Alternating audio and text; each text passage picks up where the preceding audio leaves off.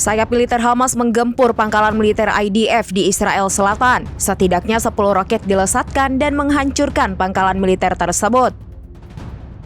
Israel mengklaim bahwa serangan tersebut berhasil dicegat, namun sebagian lainnya berhasil melesat dan menghantam target. Dalam serangan yang sama, rudal juga ditembakkan oleh Hamas dengan menyasar kawasan Kiryat Malachi 30 meter dari Gaza.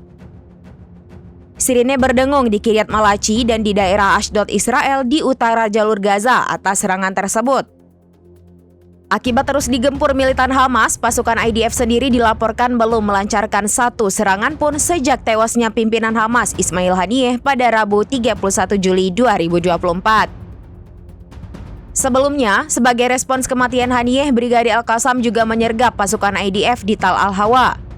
Selain itu, Brigade Al-Qassam melakukan penyergapan kepada tentara Israel dari jarak dekat di kota Shabura.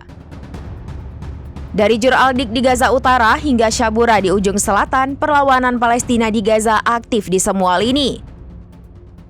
Selama penyergapan, Brigade Al-Qassam menghancurkan militan Israel dengan peluru Al-Yasin 105.